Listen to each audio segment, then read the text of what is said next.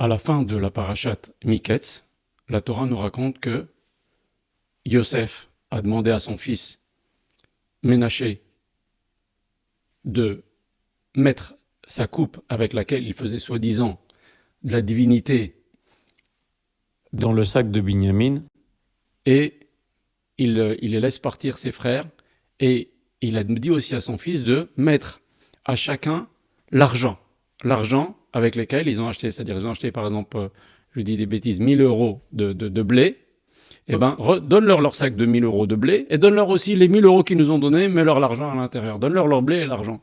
Et ça fait la deuxième fois. Ça fait la deuxième fois que Yosef, il fait que les frères repartent avec ce qu'ils ont acheté et l'argent avec lequel ils ont payé. Et il dit, tu mettras aussi donc la coupe, ma coupe avec laquelle je fais de la divinité, tu la mettras dans le sac de Binyamin.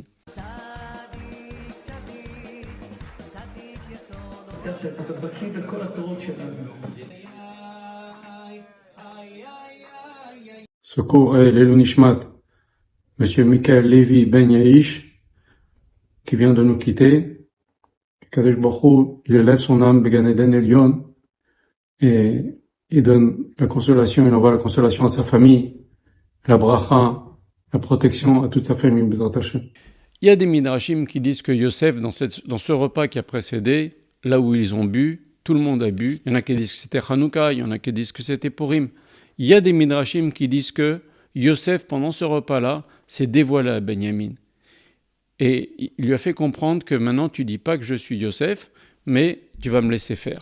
Et donc, voilà que Ménaché court après les frères et il leur dit « Qu'est-ce qui vous a pris de voler la coupe de mon maître? C'est comme ça que vous rendez le mal pour le bien ?»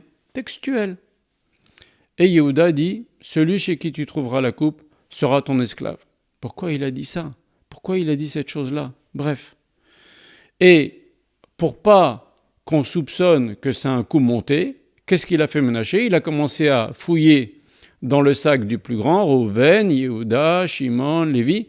Et il a terminé par le petit jeune de la famille, Benyamin, qui n'était pas un gamin, il avait déjà 10 enfants.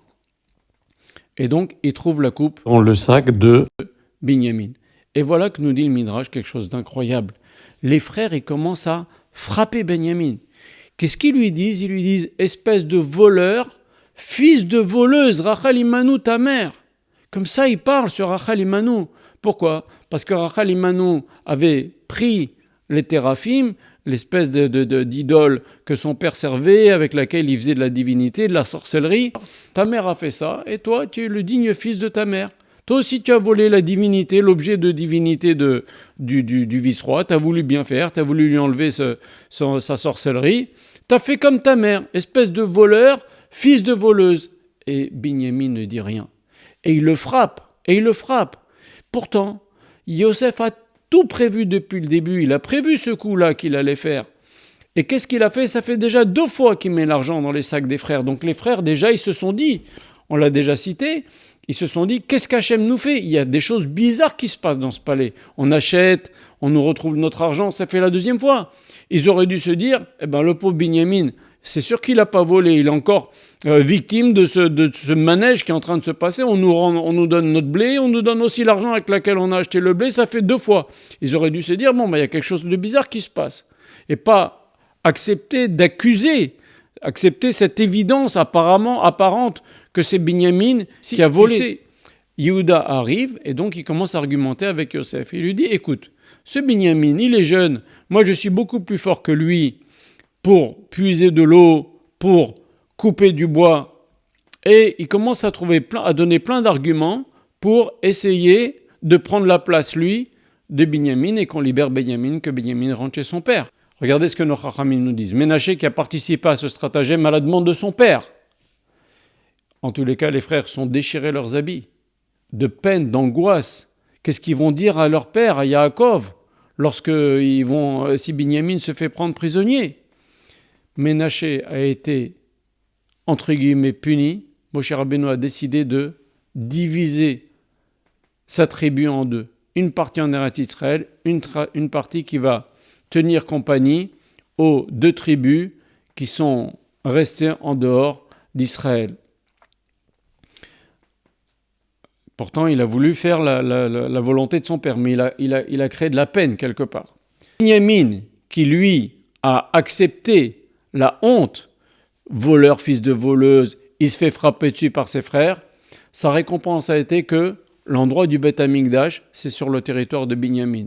Yehuda, qui a pris la défense de Binyamin et qui a dit « Je suis plus fort que lui, je vais pouvoir apporter de l'eau, plus que lui, de couper du bois, plus que lui, je serai un très bon serviteur pour toi, un meilleur esclave pour toi. » Sa récompense a été qu'il y a une partie du Beth Amikdash qui est aussi sur l'endroit de l'autel et aussi sur le territoire de Yehuda. Donc le Beth Amikdash est essentiellement sur le territoire de Binyamin et il y a une toute petite partie qui est sur le territoire de Yehuda, c'est sur la frontière. Et cette partie qui est sur le territoire de Yehuda, c'est justement la partie de l'autel sur lequel à Sukkot on a porté de l'eau et pendant toute l'année on coupait du bois pour faire un Esh Tamid, il y a un feu en permanence qui brûle sur l'autel. Donc regardez, l'attitude de chacun dans cette période difficile, critique pour les frères, a fait qu'ils ont eu une récompense pour leur descendance des générations et des générations après.